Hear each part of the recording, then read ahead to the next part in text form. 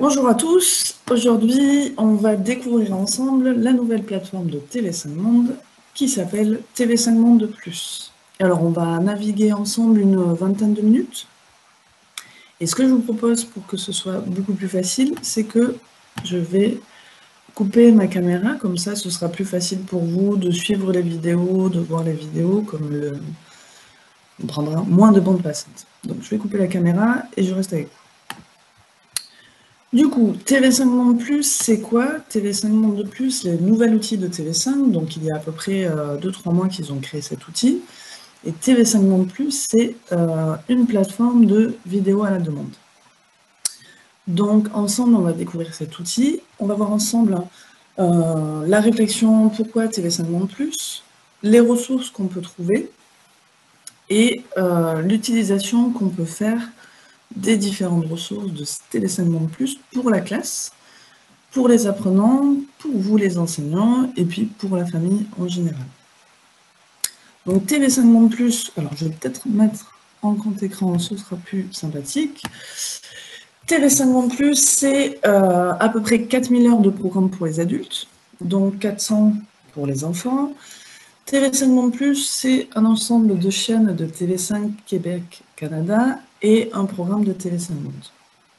On retrouve TV5 Monde Plus sur ordinateur, sur tablette, sur téléphone, et bientôt, tout bientôt, sur Smart TV. Donc, en fait, TV5 Monde Plus, c'est l'équivalent de Netflix francophone. Donc, l'idée, c'est que c'est une plateforme d'accès à des vidéos gratuites. Alors, qu'est-ce qu'on va retrouver? On va retrouver des vidéos françaises sous-titrées en espagnol. On va retrouver toutes les vidéos sont gratuites. L'accès, on va le voir ensemble, est gratuit. Des vidéos francophones, donc ça veut dire pour découvrir l'univers francophone. Donc on va retrouver des vidéos québécoises, des vidéos qui parlent de sujets d'Afrique de l'Ouest, des vidéos sur la Belgique, en tout cas des programmes sur la Belgique, etc. etc. Donc on va se balader dans le monde francophone. Des documentaires de tout type, des documentaires pour les adultes, des documentaires pour les enfants, on va en découvrir quelques-uns ensemble. Des magazines, des films essentiellement francophones. Tous ces films, vous allez pouvoir les retrouver sous-titrés en français et en espagnol. Des reportages et des séries. Voilà, donc on a tout un univers francophone et tout ça accessible gratuitement.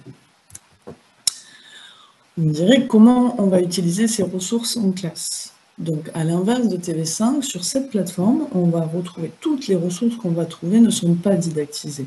On n'a pas le principe de TV5 avec un documentaire et une fiche pédagogique. Pour le moment, ces ressources n'ont pas été didactisées. Donc, on va voir comment les utiliser.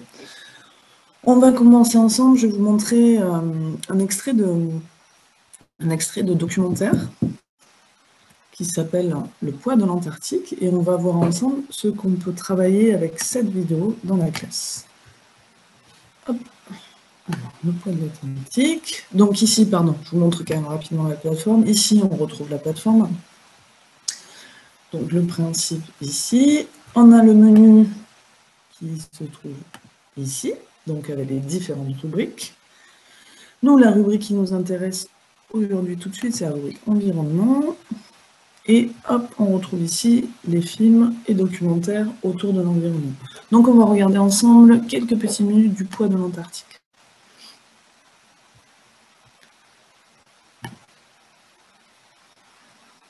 Hop, allez, on y va ensemble. Normalement, ça devrait fonctionner.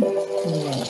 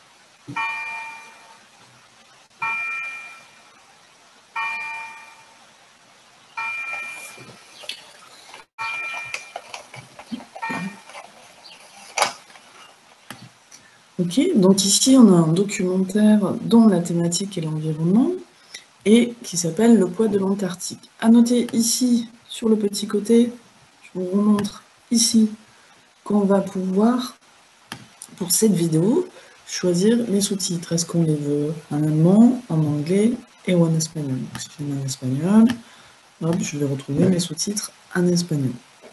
Et le poids du film en espagnol. Le titre, pardon, du film en espagnol. Donc ici, on a un documentaire qui parle de l'environnement. Au début, on voit différentes images. On voit un homme qui est dans la neige, avec du vent. Puis on arrive sur le second plan, on est dans une campagne plus dans les montagnes. Et du coup, on peut commencer par amorcer ça en classe, et ça peut être utilisé comme document déclencheur, pour déclencher la parole, pour faire parler des différentes situations, de ce qu'on voit, de ce qu'on observe. On va pouvoir utiliser aussi cette vidéo pour... on est sur un travail sur l'environnement. Du coup, on a des apprenants qui ont un certain niveau, qui sont sur du B1, B2, adolescents. Du coup, on est sur la thématique de l'environnement. On veut leur faire travailler le lexique de l'environnement. Et on est sur le résumé. Donc ici, ce qu'on va proposer à nos apprenants, c'est de regarder la vidéo à la maison. Alors, si ils avaient des difficultés à la comprendre, on leur proposera de la regarder avec les sous-titres. Et ils vont en faire le résumé. Et du coup, ensuite, on peut imaginer que le lendemain, ils viendront avec leur résumé, ils vont échanger sur les différents résumés. Voilà. Donc ça, c'est une possibilité d'activité qu'on va pouvoir proposer à des élèves qui ont un niveau B1. Sur un autre type d'activité qu'on peut leur proposer, c'est, donc ce qui se fait beaucoup, c'est que souvent en classe, on va leur demander de créer un journal télévisé. Donc sur le même principe, sauf que là on veut un petit peu changer, on va prendre un magazine, on peut en regarder 2-3 de la même émission, donc ça peut être travaillé sur un mois, et on va voir comment sont fabriqués les magazines, quels sont les différents éléments, est-ce qu'il y a le chapitre, comment ça se passe, est-ce qu'il y a une présentatrice ou un présentateur, est-ce qu'il y a différents reportages, et on va leur proposer de créer eux-mêmes un magazine. Par exemple, je vais vous en montrer un qui est un magazine de magie. Et du coup, on peut leur demander, on va retrouver un divertissement, on peut leur demander ici de recréer un petit épisode ou un petit magazine de la magie pour, on imagine, compléter la plateforme. Donc ici, je vous laisse regarder un petit moment, quelques minutes, pour vous donner une idée du type de magazine qu'on retrouve. Donc pareil, ici, on a la possibilité de sous-titres en espagnol, en français, en anglais, en allemand.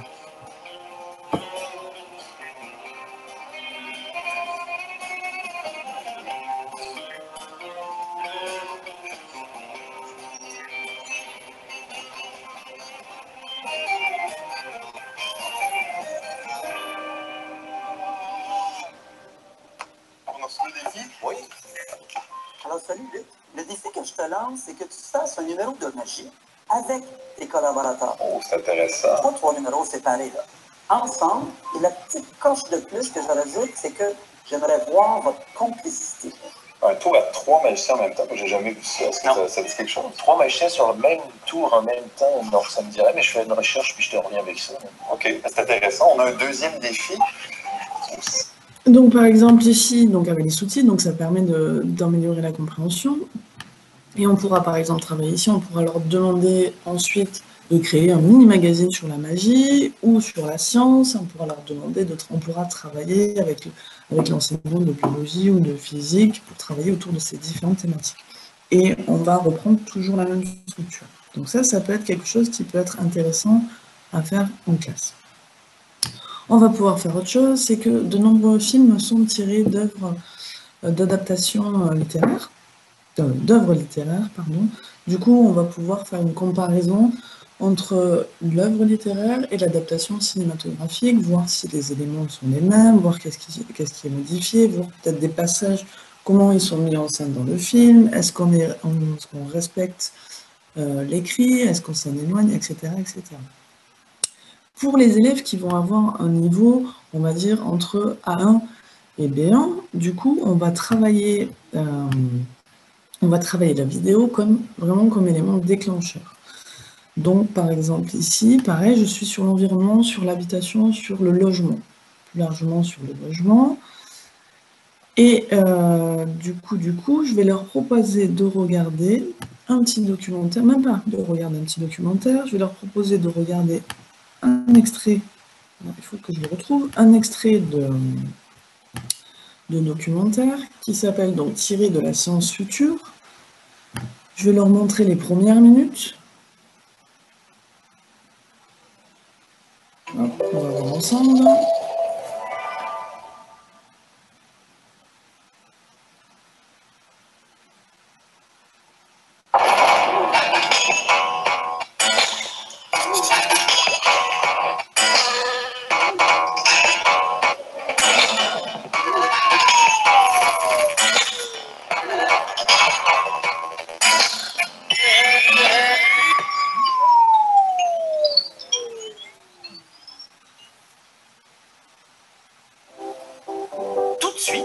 Intéressons-nous à l'habitat participatif, en communauté ou à plus. Donc ici, je suis en train de travailler sur le logement, donc j'ai travaillé différentes choses, j'ai peut-être travaillé la colocation ou la colocation intergénérationnelle, donc avec différentes personnes de différentes générations. Et du coup, je veux une nouvelle thématique, et là, ça me permet de parler de l'habitat participatif.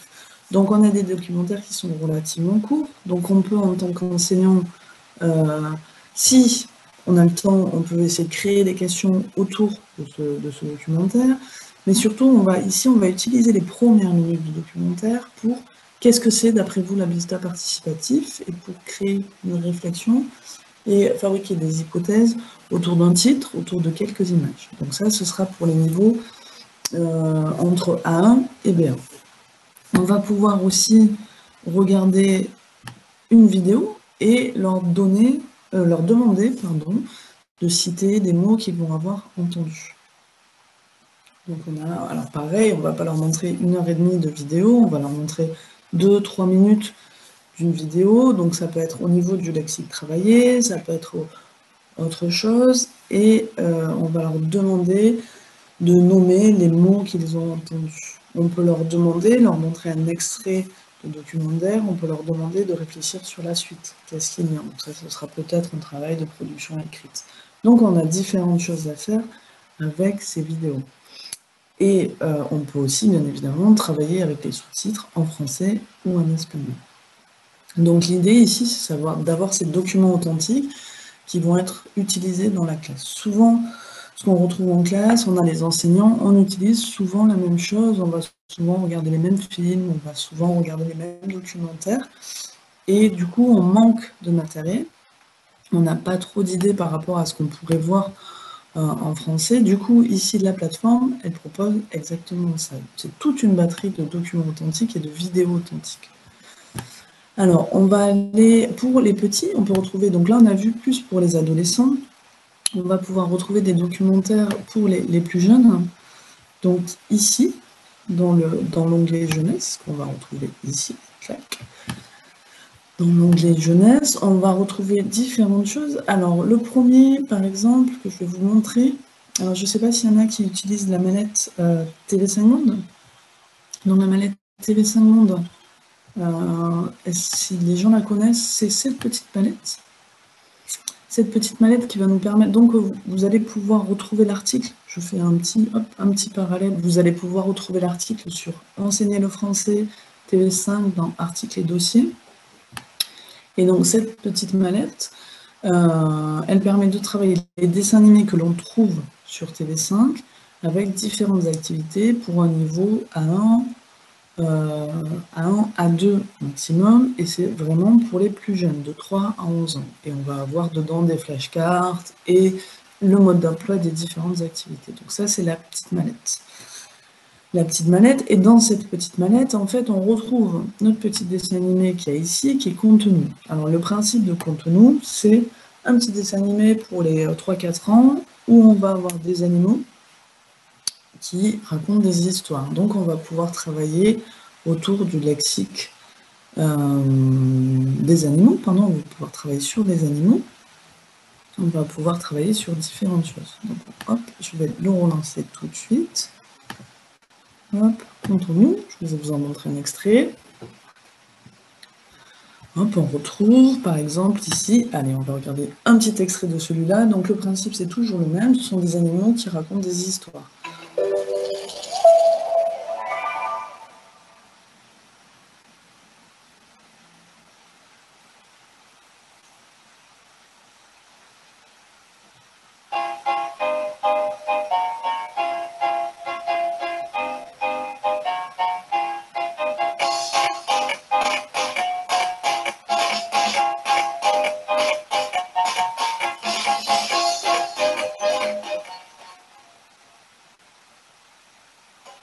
Les liens de sang n'offrent toujours pas ce à quoi on devrait s'attendre. Les exploits sanguinaires de la panthère étaient devenus si populaires dans la brousse que le gibier se faisait rare. Elle avait en effet mangé presque tous les animaux de la savane. Le portrait du félin, son allure, ses habitudes étaient identifiées, communiquées aux oiseaux, aux reptiles, aux herbivores et aux rongeurs restants. Partout. Donc voilà, là on a différentes fables racontées par les animaux, donc on va pouvoir travailler sur les couleurs, sur les descriptions, sur les émotions, sur les attitudes, tout ça avec un public jeune et d'un niveau A1 à 2. Et du coup, comme les enfants vont avoir l'habitude à chaque fois, alors je ne dis pas tous les jours, mais peut-être une fois par mois, une fois tous les 2 mois, de regarder. Ils vont aussi s'attacher au personnage, ils vont comprendre le fonctionnement, ils vont comprendre que c'est une fable autour de laquelle on va retrouver différents personnages. Donc ça, c'est pour les plus jeunes. Pour les plus jeunes, on va aussi retrouver un reportage, un documentaire qui est intitulé « Quelle histoire ?» Et « Quelle histoire ?» c'est vraiment très bien. Du coup, on va retrouver des petits dessins animés autour de l'histoire de France. Donc ce sont des dessins animés courts, qui durent 4 minutes, et vous allez voir où il y a beaucoup d'éléments visuels.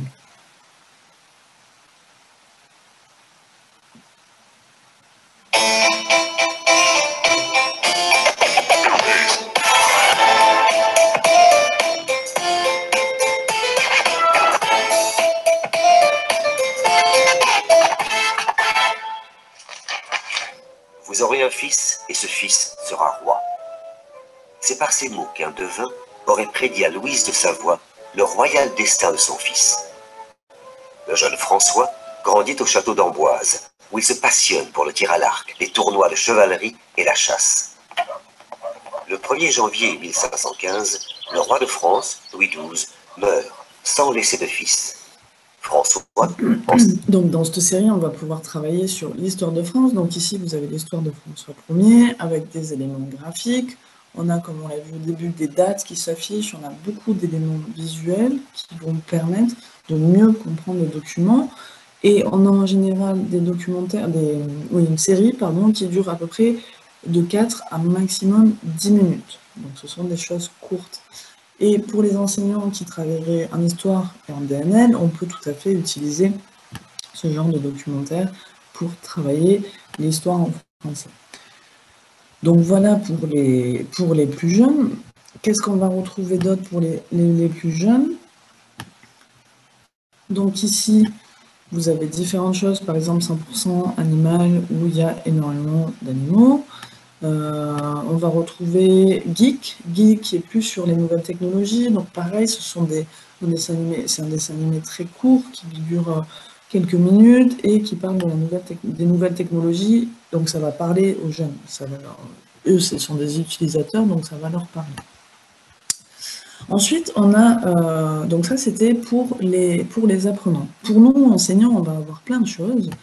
Donc, ça va permettre de développer notre culture cinématographique. Donc, on va retrouver énormément de films, donc tous francophones, pardon. Donc dans le même principe que Netflix, on retrouve des vidéos à la demande et tout ça, un accès gratuit. Donc on va retrouver ça. On va retrouver aussi deux choses qui pour moi me semblent assez très intéressantes. Donc on a un petit onglet ici qui est langue française. Je vais vous montrer un petit reportage qui est sur la découverte des mots et des expressions. Donc je vais vous montrer le premier, qui s'appelle « Parlons peu, parlons bien », où chaque fois, il y a l'explication d'un mot nouveau qui va arriver dans la langue française. Donc ça, c'est pas mal pour nous enseignants, où des fois, la langue évolue, et du coup, il faut qu'on suive cette évolution et la création de néologismes. Du coup, je vais vous en proposer l'extrait dans sur, par exemple, le mot influenceur. Alors, sachez que ces petites vidéos, vous pouvez les utiliser aussi avec des adolescents. Du coup, comme c'est très graphique, ça va être assez intéressant pour eux de découvrir ces mots-là. Donc, je vous laisse regarder.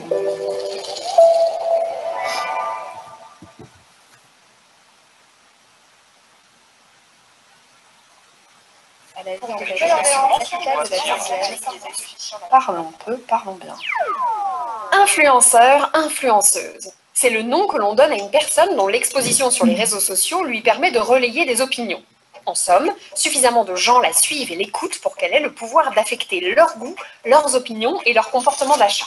Le mot a émergé tout doucement dans les années 90 pour qualifier l'action de certains blogueurs. D'abord, on les a nommés blogueurs d'influence, puis tout simplement influenceurs. L'invention du mot signe l'apparition d'un médiateur entre les marques et les consommateurs. Proche des consommateurs puisqu'il en est un, l'influenceur est bien plus persuasif qu'une simple réclame publicitaire. C'est là que se situe l'influence, dans la persuasion. Le mot vient du latin fluere, qui se dit un liquide qui s'écoule. C'est ce même flux qu'on entend dans influence, influencer et influenceur. Mais que vient faire cette image liquide dans la relation d'influence? Un liquide a la propriété de prendre la forme du contenant. Ok, donc là, ici, pardon, on a des petites capsules qui vont durer au maximum 2 minutes et qui sont l'explication d'un mot, donc nouveau, nouveau en tout cas qui arrive. On a par exemple flexitarien, malaisant, donc des mots nouvellement utilisés qui vont être expliqués de façon très graphique. Donc c'est quelque chose aussi pour nous enseignants, mais c'est quelque chose qu'on va pouvoir utiliser avec nos apprenants, avec les ados, avec les adolescents, on va pouvoir utiliser ce genre de choses. Alors, on retrouve des mots, par exemple, ambiancés, donc des mots de la francophonie, ubérisation, etc. Des nouveaux mots qu'on va utiliser. On va avoir aussi quelque chose qui est très intéressant, qui sont des podcasts. Donc, en fait, il y a différentes radios, dont la RTS, dont RFI et France Inter, qui se sont associés à la plateforme et qui ont mis à disposition différents podcasts. Donc ça, on va pouvoir, nous, en tant qu'enseignants, ça fait des ressources supplémentaires pour seulement nous, pour le plaisir d'apprendre de nouvelles choses, tout ça en français, et on va pouvoir utiliser aussi, on va pouvoir leur demander, on va pouvoir le travailler avec les apprenants. Par exemple, ici, vous avez Afrofuturisme. Afrofuturisme, c'est une mission qui dure à peu près 15-20 minutes et qui parle de l'Afrique d'ici 50 ans, donc qui est très futuriste en termes d'architecture, d'infrastructure, etc. Et pareil, donc c'est un magazine, donc il y a une même structure qui est assez simple à comprendre. Du coup, on va pouvoir leur demander, par exemple, si on parle du futur, des projets, des différentes choses, d'imaginer, alors c'est pas l'Afrique, mais d'imaginer l'Espagne à partir en essayant de afrofuturisme. Donc on expliquerait espagnol-futurisme, peut-être quelque chose comme ça. Donc ça, on va pouvoir l'utiliser en classe, mais on va pouvoir aussi nous l'écouter. Donc aussi, on a quand même pas mal de podcasts différents sur la culture, par exemple Boomerang, sur l'histoire, sur la musique, sur plein d'autres choses. Et donc on va pouvoir les utiliser, donc ça c'est un petit plus pour nous. On va retrouver donc des films, des podcasts, bien évidemment on va retrouver des séries sur l'histoire, des choses comme ça. Donc ça va être des éléments supplémentaires pour nous. Et je répète, à savoir que la plupart des vidéos sont sous-titrées en français ou en espagnol. Donc peut-être si à un moment donné on regarde ce film avec notre conjoint qui a un niveau un peu inférieur, bah, du coup, il va pouvoir suivre le film avec nous. Alors, cette plateforme, on va vous proposer de vous connecter. Donc ici, si j'appuie sur le petit bonhomme qui est ici, je peux me connecter. Je vais mettre mon adresse mail, mon mot de passe, je vais me connecter. Alors, à savoir que je n'ai pas accès à quelque chose de supplémentaire si je suis connecté. Si je suis connecté, je vais avoir exactement la même page, la même interface, le même contenu. La seule chose que cela me permet, en fait, c'est d'organiser mon site en fonction de ce que je vais regarder. Donc, même principe que Netflix, où Netflix, quand je regarde quelque chose, du coup, ensuite, un algorithme se crée et il va me proposer des choses qui pourraient potentiellement me plaire. Donc, même principe ici, où quand je vais m'inscrire, si je regarde des documentaires, des séries, des films, lui va me proposer ensuite des choses qui sont censées me plaire. Donc, ça n'amène pas un accès supplémentaire, je ne vais pas avoir de choses supplémentaires, je ne vais pas payer. C'est très important, c'est que tout l'accès à la plateforme est complètement gratuit, tout l'accès aux différentes vidéos que vous avez est complètement gratuit. Juste voilà, ça permet d'organiser un petit peu mon site en fonction de vos préférences. Sachez que la seule solution pour faire passer vos vidéos à vos élèves, c'est qu'ils aient eux-mêmes la plateforme, et en fait la seule possibilité c'est qu'on va leur dire de regarder. Il n'y a pas en principe de partage sur TV5. On avait possibilité d'envoyer une adresse, on avait possibilité de créer des cours en ligne sur le site Apprendre, où du coup ça partage à tous les apprenants ce qu'ils vont devoir faire. Ici, aucune possibilité, si ce n'est de leur dire, regardez, le documentaire Lâcher prise, le film Lâcher prise, pardon, jusqu'à la 5e minute, et faites un résumé sur ce que vous avez vu. Voilà sur le site. À savoir aussi 2-3 trucs pratiques. Ici, la petite roue, c'est pour changer l'interface de mon site. Donc si on va être plus à l'aise en espagnol, hop, et je peux le mettre en espagnol. Et du coup, j'ai mon site qui s'affiche en espagnol. Donc du coup, je vais retrouver les chapitres, le chapitrage en espagnol. Je vais retrouver les descriptions, les synopsis des films et de documentaires en espagnol. Ici, à savoir, hop, j'ai un petit onglet aide. Aide, du coup, c'est si j'ai un problème, surtout ici, l'idée c'est si moi j'ai une suggestion de film, ou si je me dis tiens, il devrait peut-être y avoir un fonctionnement comme ça, on devrait pouvoir peut-être partager les vidéos d'une autre façon, je pense que ce documentaire il devrait être sous-titré, etc., etc. Du coup, on va envoyer un petit mail et directement hop, dans la boîte de TV5 qui bien évidemment prendra le temps de lire toutes vos idées. Voilà pour ça. Donc, possibilité de changer l'interface en espagnol si nécessaire. Voilà. Quoi vous dire de plus? Je pense qu'on a fait le tour, les podcasts, etc., etc. Voilà. Donc, l'idée ici, maintenant, c'est de s'approprier cette plateforme, du coup, d'en faire le tour, du coup, de prendre le temps de naviguer, de prendre le temps de regarder différentes vidéos, le temps peut-être de se créer une petite ressource activité avec mes élèves, des petits documentaires où moi je suis en train de travailler sur la science, et tiens, ce documentaire peut être intéressant. Alors, du coup, je le répète, ces vidéos ne sont pas didactisées, mais on peut imaginer qu'on va le faire, nous, en fait, de façon simple. On va peut-être créer 2-3 questions de compréhension sur une partie du film, etc., etc. Voilà. Le mieux maintenant, c'est vous, de vous approprier la plateforme, et surtout, d'utiliser au maximum vos ressources. Donc l'idée, c'est vraiment pour essayer de varier ces ressources francophones. On a bien souvent du mal à les varier, à trouver du matériel, et du coup, là, ici, tout est gratuit, et tout est accessible, et surtout, il y a une grande diversité de l'offre. Voilà, bonne découverte, et puis à très bientôt